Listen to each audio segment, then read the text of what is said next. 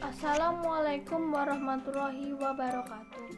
Hari ini aku akan menceritakan sebuah kisah sukses dari seorang pengusaha di Indonesia. Pengusaha tersebut yaitu Bob Sadino. Pengusaha nyetrik ini dilahirkan dengan nama lengkap Bambang Lustari Sadino. Orang-orang mengenalnya dengan nama Bob Sadino. Ia dilahirkan pada tanggal 9 Maret 1933 dan wafat pada tanggal 19 Januari 2015. Masa kecil Bob Sadino. Sejak kecil Bob Sadino hidup berkecukupan dan memiliki pergaulan yang lebih baik karena ayahnya seorang pegawai negeri zaman Hindia Belanda. Bob Sadino menempuh pendidikan hingga tamat SMA pada tahun 1953. Riwayat karir Bob Sadino. Selepas lulus SMA, Bob Sadino kemudian diterima bekerja di PT Unilever. Namun di sana ia hanya bekerja sebulan saja dan ia memilih mengikut temannya mendaftar di Fakultas Hukum Universitas Indonesia. Namun di bangku kuliah ia cepat merasa capek dan bosan. Tak lama kemudian ia memutuskan meninggalkan bangku kuliahnya dan memilih kembali bekerja di Unilever. Di Unilever dia bekerja selama beberapa tahun dan tak lama kemudian ia memutuskan untuk mencari tantangan baru bekerja di perusahaan Eleyara Jakarta Aidot. Di perusahaan itu dia melanglang buana ke luar negeri hingga ke negara Belanda dan Jerman, sehingga membuatnya fasih dan berbicara bahasa Jerman.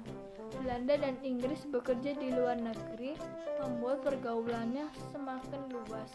Gaji yang diterimanya lebih dari cukup untuk menopang kebutuhan hidupnya di Eropa. Walaupun memiliki penghasilan yang cukup tidak membuatnya bahagia, ia selalu merasa tertekan di perintah atasnya. Di sisi lain, dia adalah orang yang sangat menghargai kebebasan. 9 tahun bekerja, hidup enak dan tinggal di Eropa, akhirnya dia memutuskan berhenti bekerja. Ia nekat meninggalkan segala fasilitas yang diberikan kala itu.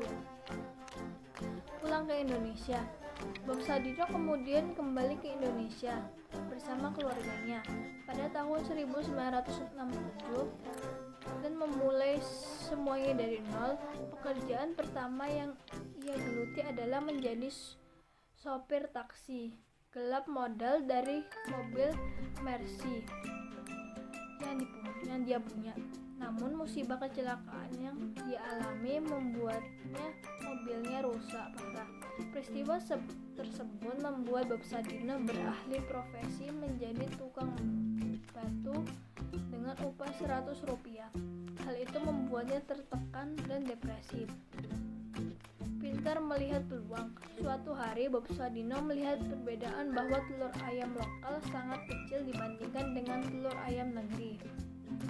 Ia melihat peluang dengan memasarkan telur ayamnya di sekitaran tempat tinggalnya. Karena tak memiliki modal, ia menghubungi temannya yang tinggal di Belanda untuk mengirimkan 50 bibit ayam broiler langsung dari Belanda. Ia berhasil mengembangbiakan telur ayamnya. Telur ayamnya hanya disukai oleh tetangganya yang kala itu kebanyakan ekspatriat. Awalnya sehari ia mampu menjual beberapa kilogram telur ayam saja, kemudian meningkat menjadi puluhan kilo dalam sehari. Ini berkat keuletannya dalam melayani pelanggannya. Walaupun tak jarang ia kadang dimaki oleh pedagangnya. Ketika menjual telur, ia tidak lupa menyisihkan setangkai anggrek dalam kemasan telurnya. Dari berjualan telur, ia juga merambah ke bisnis sayur mayur, daging olahan, dan juga mendirikan supermarket. Setelah sukses dengan usaha agribisnisnya, dia melebarkan bisnisnya ke bidang properti. Dia mendirikan hunian apartemen The Mansion bekerjasama dengan Agung Sedoyo Group. Bisnisnya yang cukup banyak membuatnya dikenal sebagai